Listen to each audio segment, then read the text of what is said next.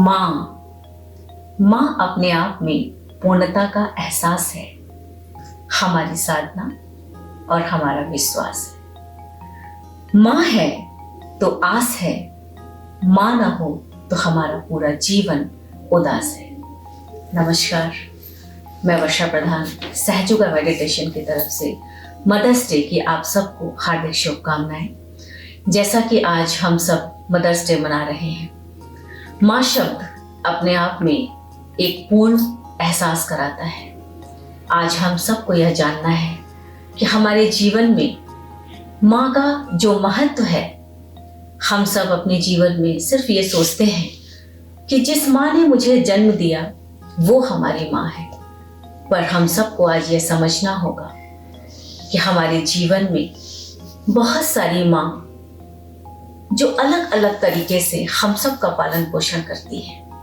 धरती माँ, प्रकृति माँ, आदि शक्ति माँ, प्राणेश्वरी माँ, दादी माँ, नानी माँ, इन सारी माँ का जो एक संगम है, इन सारी माँ के संगम का जो पूर्णता का एहसास है, वो हम सबको अनुभव कराता है कि हम सब अपनी माँ की जब आंचल में होते हैं तो किस तरह से हम सुकून और शांति का अनुभव अपने जीवन में महसूस कर पाते हैं। पर आज मैं आप सबको ये जरूर बताना चाहूँगी कि जब एक बच्चा अपनी माँ के गर्भ में आता है और गर्भ में आने के बाद जब उस बच्चे का सृजन होता है और उस बच्चे के सृजन को बनाने वाली जो शक्ति है, उस बच्चे को बनाने की जो शक्ति है माँ के गर्भ में, वो शक्ति कौन सी है? वो शक्ति होती है आदि शक्ति माँ। First mother is divine mother, जो हमारे शरीर को बनाती है। तो हमारे जीवन में जो हमारी पहली माँ है, वो पहली माँ होती है हमारी कि हम अपने जीवन में जब अपनी माँ के गर्भ में आते हैं तो किस तरह से हमारा सृजन होता है।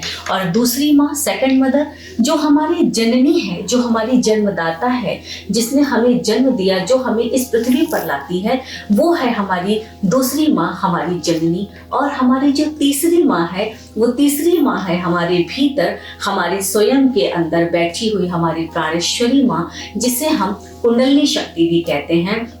और वो प्राणेश्वरी माँ जन्म से लेकर के मृत्यु तक हमारा साथ निभाती है और हमें एक एक सांसों से अपनी डोर से बांध करके रखती है। आज मैं आप सबको ये बताना चाहूंगी कि इस पृथ्वी पर मुझे जन्म देने वाली जो मेरी माँ है, वो इस वक्त मेरे साथ नहीं है, इस दुनिया में नहीं है।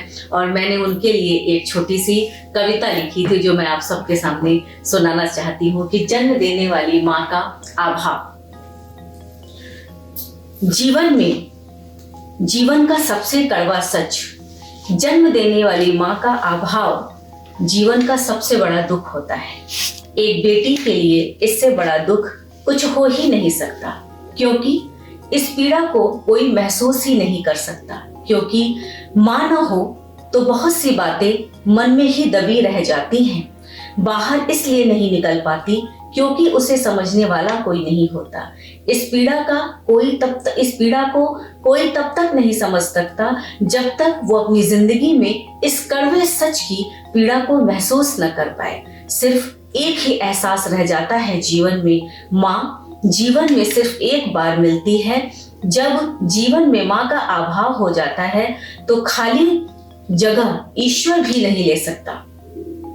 वो तो हम सब ईश्वर को हृदय में जगह देकर शांति खोज लेते हैं और खुश रहने की आदत से डाल लेते हैं। पर जीवन में माँ के बिना पूरी जिंदगी ही अधूरी रह जाती है।